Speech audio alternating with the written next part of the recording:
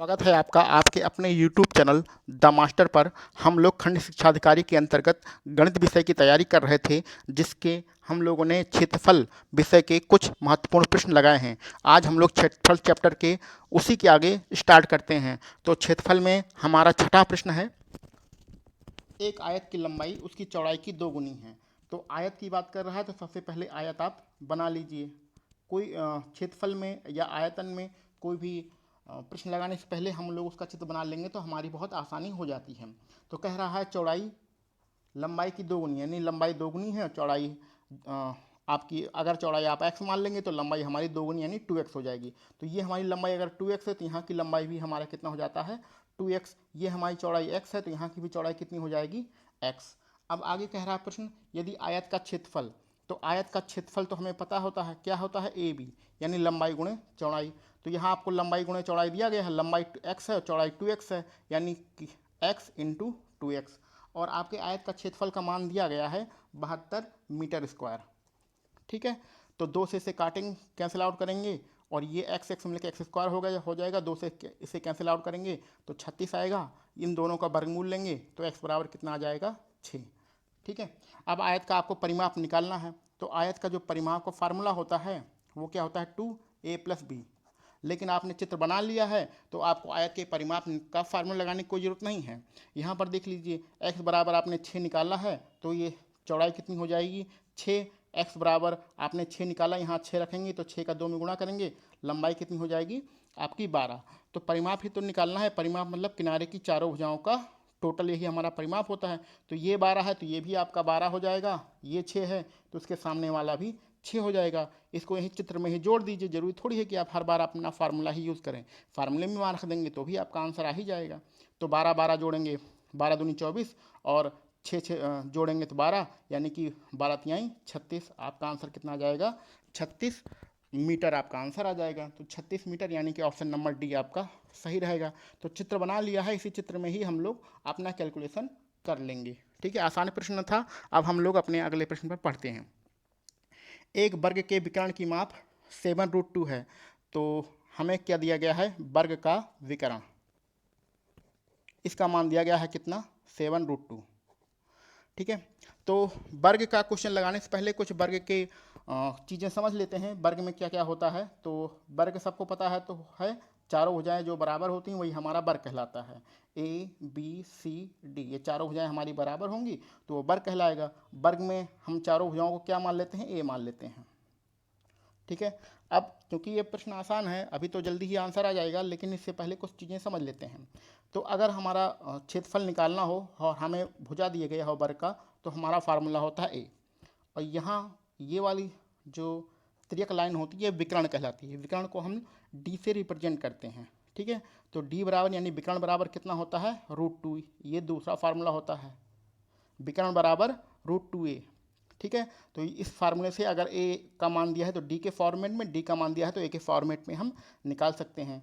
और वर्ग का क्षेत्रफल का एक दूसरा फार्मूला होता है, जब आपको ये विकर्ण दिया गया हो, तो विकर्ण दिया गया हो तो क्षेत्रफल का फार्मूला होता है d²/2। ठीक है, ये बहुत ही इंपॉर्टेंट फार्मूला है, इसको याद रखिएगा। d² मतलब विकर्ण का आप वर्ग कर दीजिएगा, उसका आधा कर दीजिएगा, तो वही हमारा क्षेत्रफल निकल आएगा।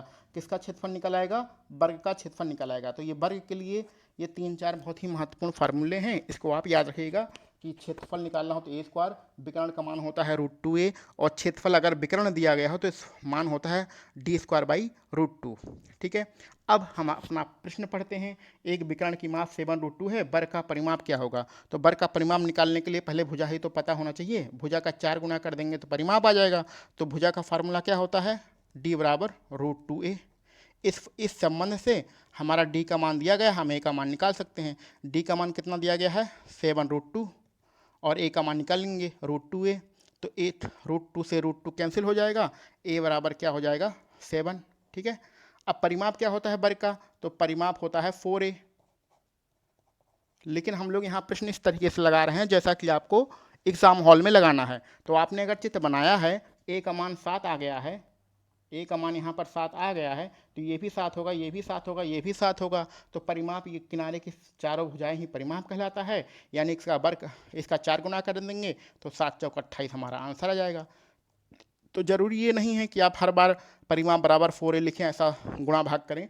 चित्र बना के आप समझ लिए हैं तो जल्दी जल्दी ही आप कैलकुलेशन कर सकते हैं। तो a बराबर जैसे ही आपका 7 निकला है, 7 का 4 गुना कर देंगे, 7 चौका 28 आपका आंसर हो जाएगा।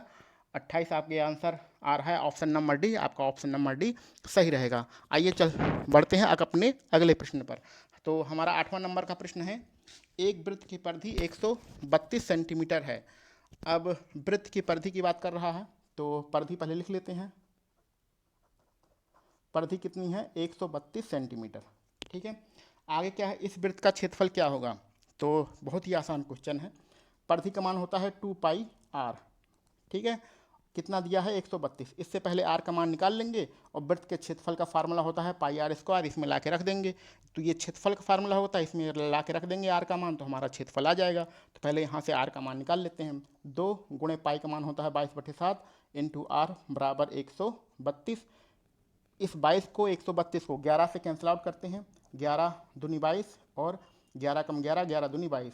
2 का 2 में गुणा करेंगे 4 आएगा। 4 को 12 से काटेंगे तो कितनी बार कटेगा? 4 3 12, 3 बार। 7 यहाँ है, 3 यहाँ है, तिरक गुणा हो जाएगा होगा तो कितना हो जाएगा? 21। तो आर का मान कितना निकल के आया? 21।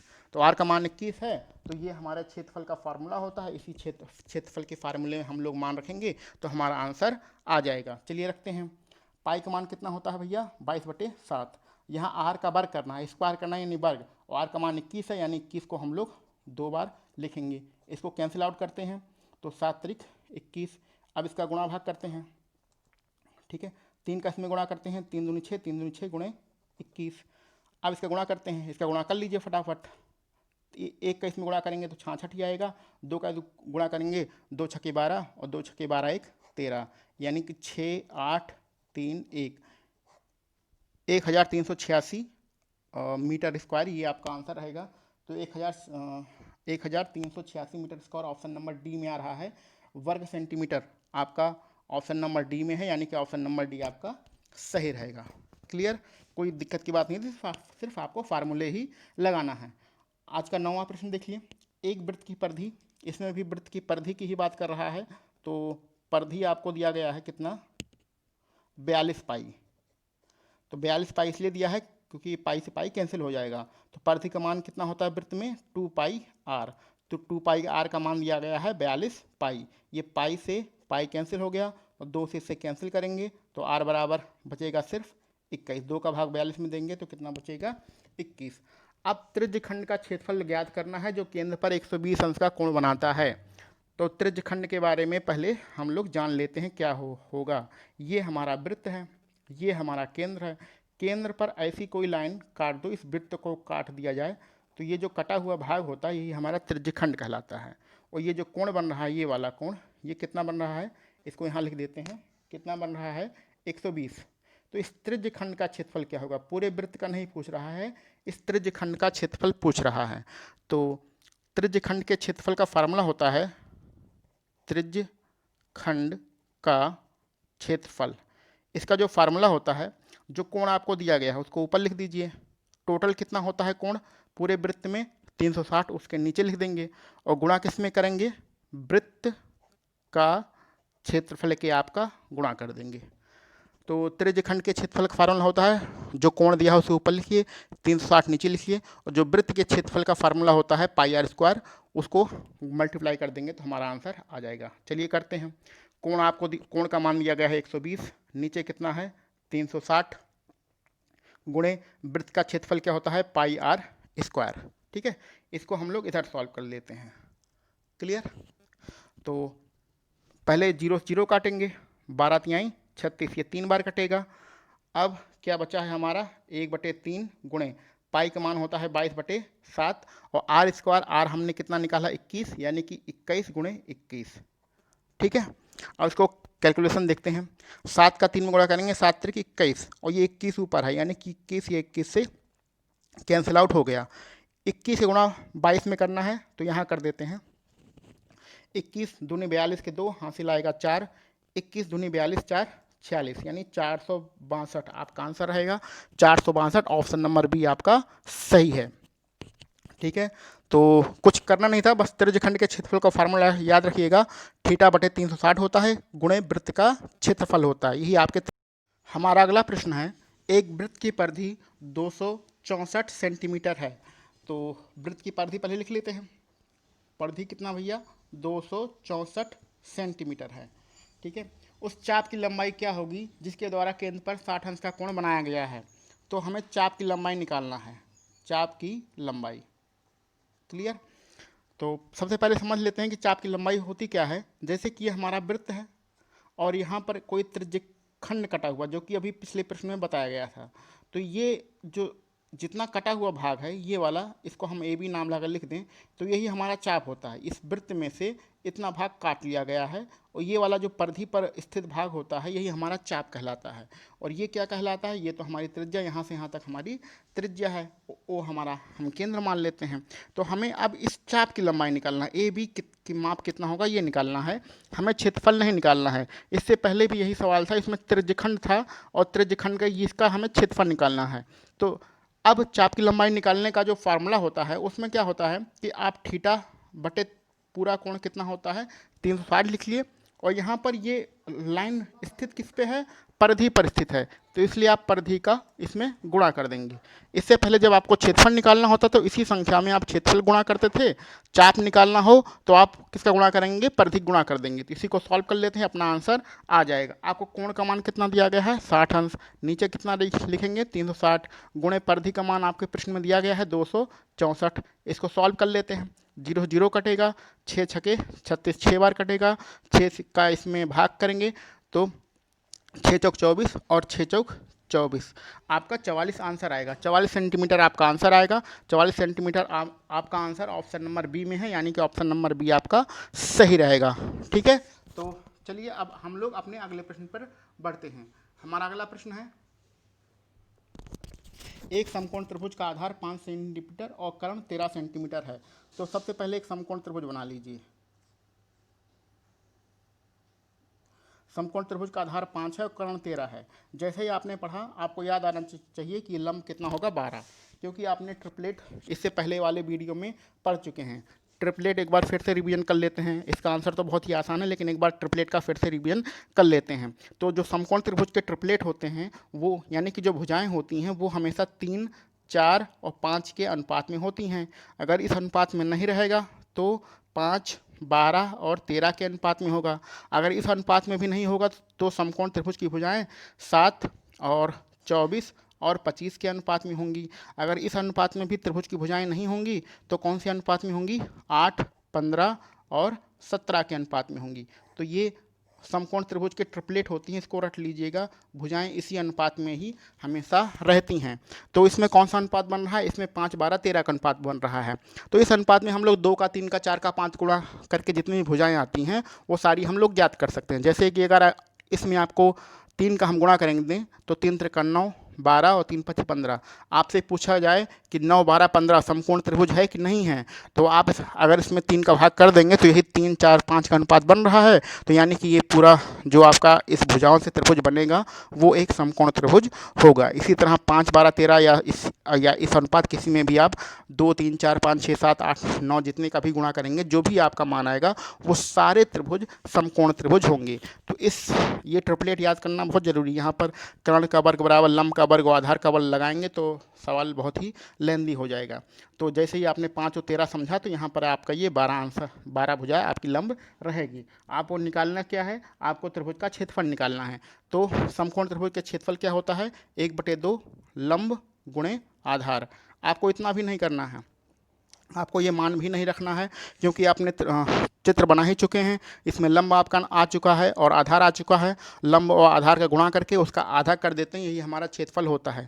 तो लंब और आधार गुणा कर दिए, 12 पंचे 60, 60 का आधा करेंगे कितना आएगा 30, 30 हमारा आंसर रहेगा। तो 30 किस में आंसर है, ऑप्शन नंबर बी में आंसर है।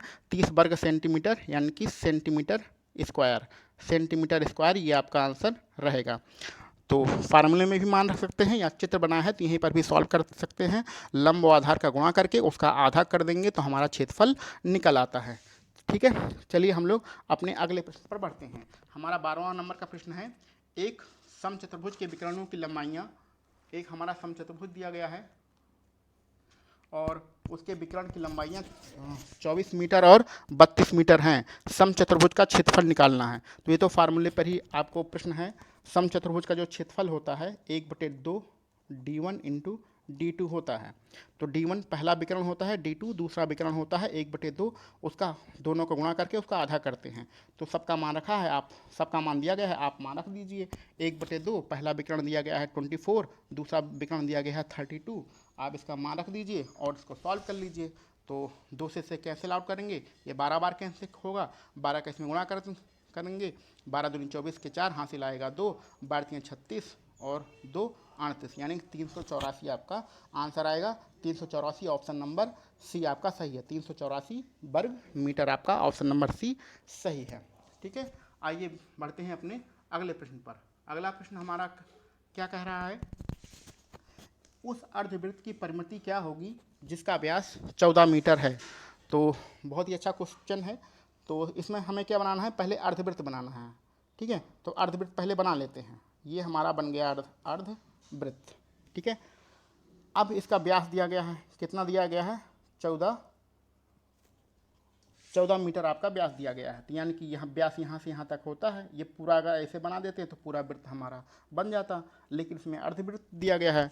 तो जो वृत्त होता है, वृत्त की परिधि, अब देखिए परिधि और परिमाप दोनों एक ही चीज़ होती है, परिमिति भी दोनों सब एक ही चीज़ होता है। तो वृत्त के लिए हम लोग परिधि का यूज करते हैं। अन्य जो आकृतियाँ होती हैं, यानी जैसे कि अर्धवृत्त हो गया या वर्ग हो गया, आयत हो गया, उसके लिए हम परिमाप का यूज करते हैं। इसका मतलब क्या होता है कि ये किनारे की जितनी भी हमारी लाइनें हैं, उन सब का टोटल हमारा परिधि या परिमाप कहलाता है।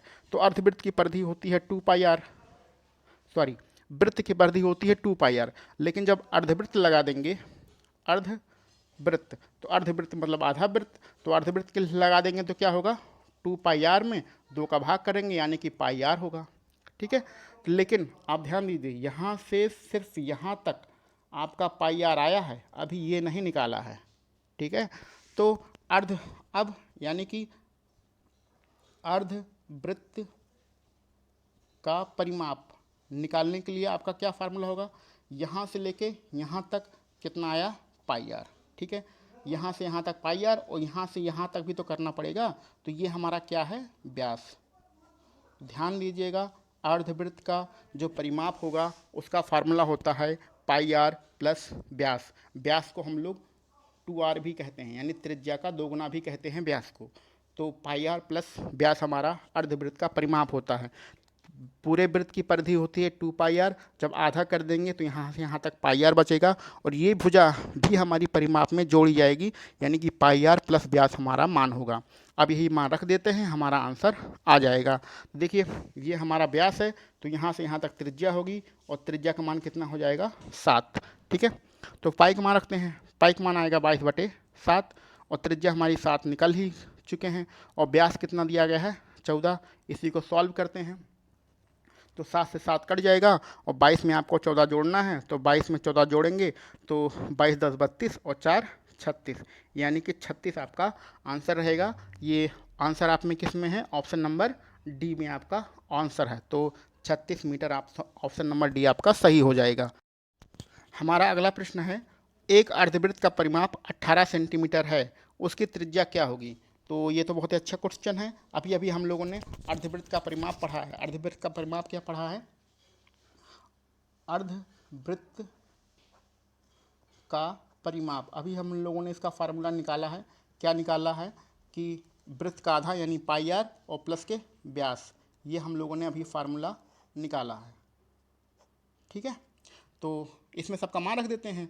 आपके अर्धवृत्त का परिमाप का मान दिया गया है 18, यानी कि 18 बराबर क्या होगा, 22/7। आर हमें निकालना ही है और व्यास का मान कितना होता है, 2r। व्यास का दुगना, त्रिज्या का दुगना ही व्यास कहलाता है, यानी 2r कहलाएगा।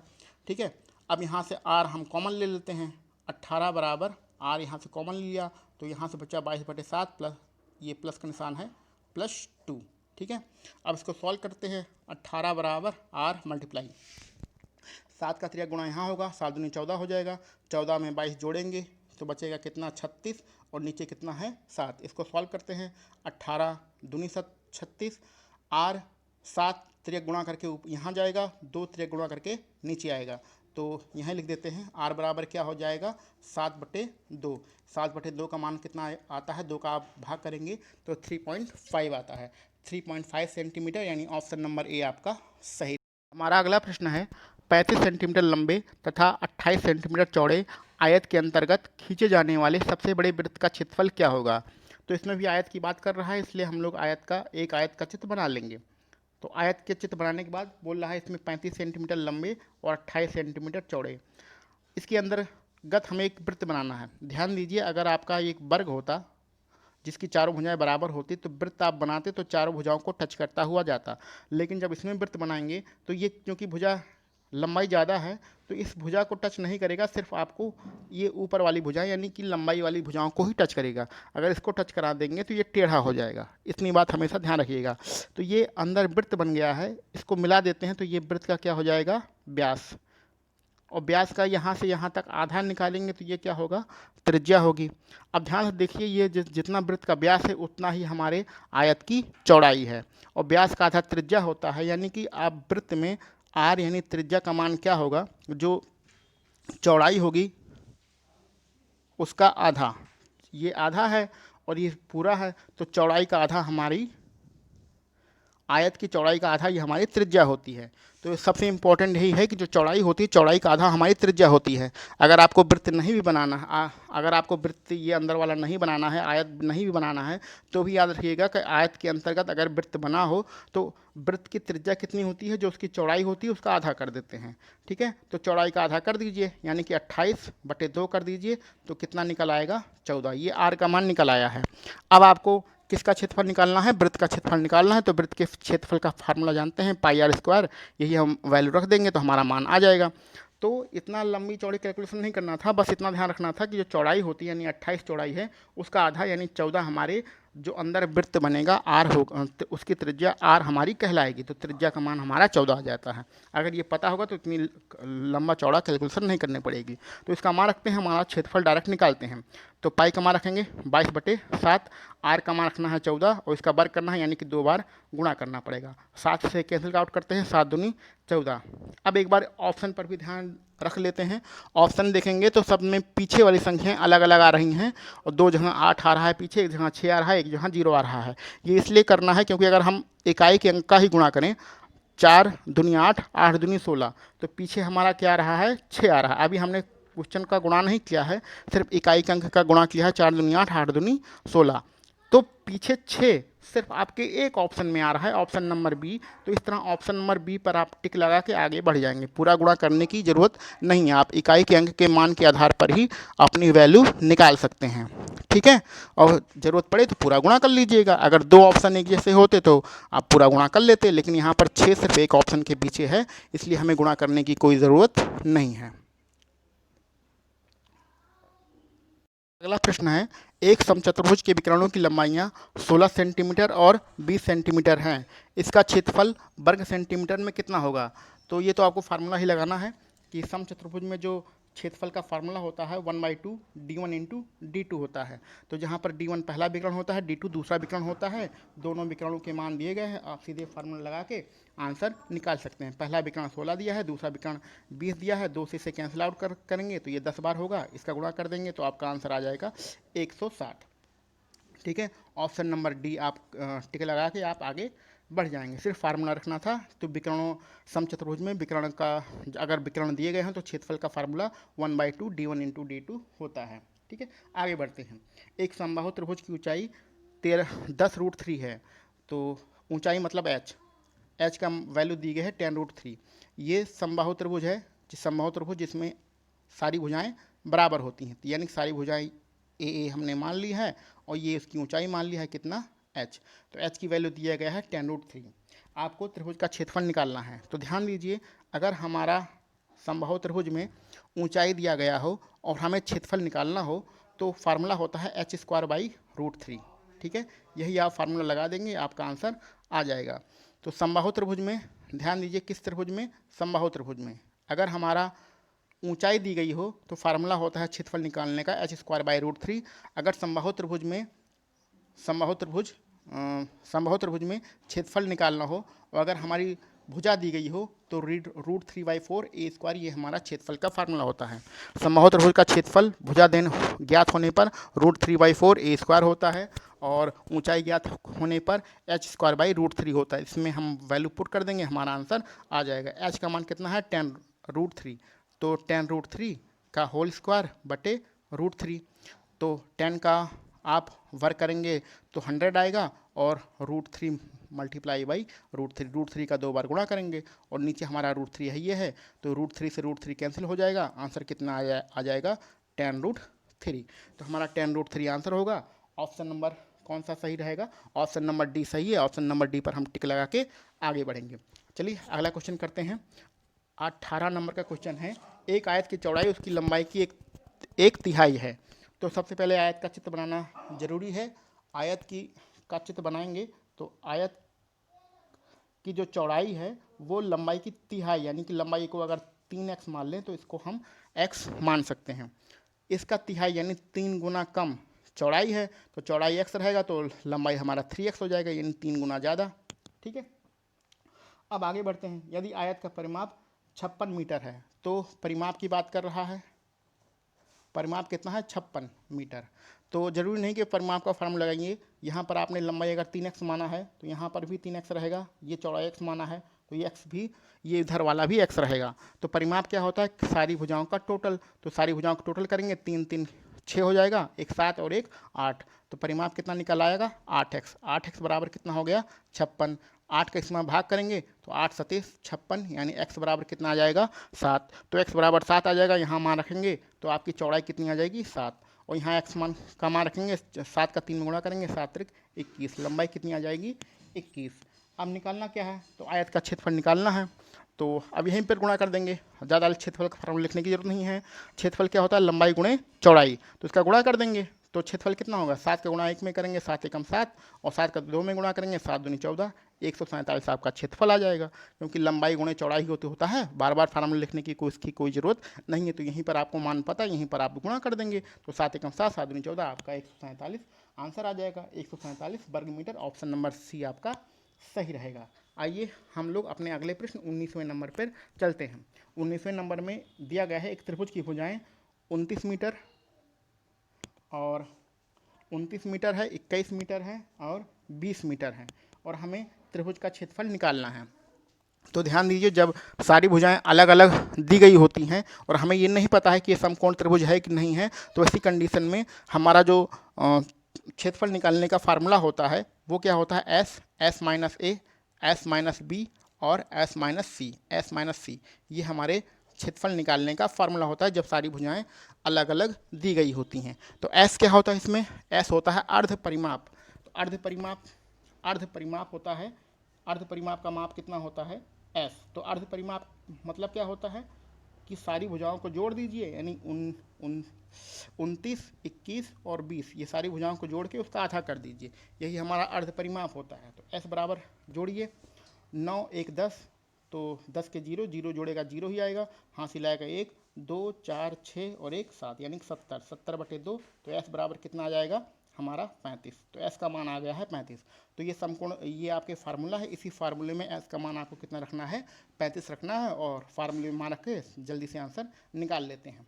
ठीक है, तो यहाँ s का मान रखते हैं, कितना रखेंगे 35। अब यहाँ s माइनस ए सीधे डायरेक्ट घटा के लिख देते हैं, जरूर तो है नहीं एक बार s का मान रखें फिर a का मान रखें। तो s माइनस ए यानी पहली भुजा घटाना है, तो 35 में से पहली भुजा 29 है, इसको घटाएंगे तो कितना बचेगा 6। s माइनस बी यानी दूसरी भुजा, तो पहली भुजा इसमें से इसको घटाएंगे तो हमारा कितना बचेगा 14। s माइनस सी यानी s में से तीसरी भुजा घटाना है, s में से तीसरी भुजा घटाइए तो आपका कितना बचेगा 15। सीधे डायरेक्ट घटा के हमने लिख लिया है। अब इसका आप गलती मत करिएगा कि पहले इसका गुणा कर लीजिए फिर इसका वर्गमूल निकालिए। हम यहीं पर इसका गुणनखंड कर लेंगे और जोड़ा बना के वर्गमूल से बाहर निकाल लेंगे। तो 35 को लिखते हैं 7 गुणे 5, 7 पन्ना 35, 6 को लिखते हैं 2 गुणे 3, 14 को लिखते हैं 7 गुणे 2, 7 दूनी 14, और 15 को लिखते हैं 5 गुणे 3, और ये वर्गमूल लगा है। ऐसा करने से हमारे जोड़े बन जाएंगे, हम वर्गमूल से बाहर निकाल लेंगे। यहाँ देखिए 7 और ये 7, इसका जोड़ा बन जाएगा, 7 बाहर आ जाएगा वर्गमूल से। यहाँ 5 और यहाँ 5, इसका जोड़ा बन जाएगा, 5 वर्गमूल से बाहर आ जाएगा, यहाँ पर 2 और यहाँ पर 2, इसका जोड़ा बनेगा 2 आपके वर्गमूल के बाहर, ये 3 और 3 का जोड़ा बनेगा 3 आपके वर्गमूल के बाहर हो जाएगा। इसका गुणा कर लेंगे, हमारा आंसर आ जाएगा। तो पहले सरल संख्या गुणा करते हैं। 5 का 2 में गुणा करेंगे, 5 में 10, 10 का 3 में गुणा करेंगे, 10 तियां 30 और 30 का 7 में गुणा करेंगे, 7 त्रिक 21, यानी कि 210 आपका आंसर रहेगा। 210 ऑप्शन नंबर ए हमारा सही है, 210 वर्ग मीटर। तो ऑप्शन नंबर ए हमारा सही रहेगा। चलिए अपने अंतिम प्रश्न पर बढ़ते हैं। ये आज का लास्ट प्रश्न है। एक कमरे के फर्श का परिमाप 32 मीटर है और ऊंचाई 5 मीटर है।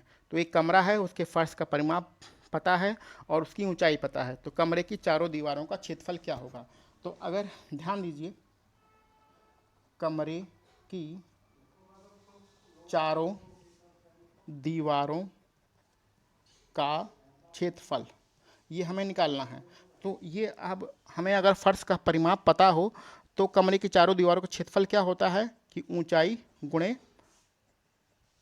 फर्श का परिमाप, ये हमारा फार्मूला होता है। ठीक है, जनरली कमरे की चारों दीवारों का क्षेत्रफल क्या होता है कि 2h a + b, ये हमारा फार्मूला होता है। ठीक है, जहाँ h ऊंचाई होती है, ये b है, a हमारी लंबाई होती है, b हमारी चौड़ाई होती है। लेकिन अगर आपको परिमाप पता हो तो डायरेक्ट आप लिख दीजिए ऊंचाई का परिमाप में गुणा कर देंगे तो कमरे की चारों दीवारों का क्षेत्रफल निकल आएगा। ये आप हमेशा फार्मूला याद रखिएगा। ऊंचाई आपको 5 दिया गया है, फर्श का परिमाप आपको 32 दिया गया है, 5 का 32 में गुणा कर दीजिए, 5 दूनी 10 के 0, हासिल आएगा 1, 5 3 15 1 16, यानी कि 160 वर्ग मीटर आपका आंसर रहेगा। 160 मीटर स्क्वायर आपका आंसर रहेगा। तो आज तक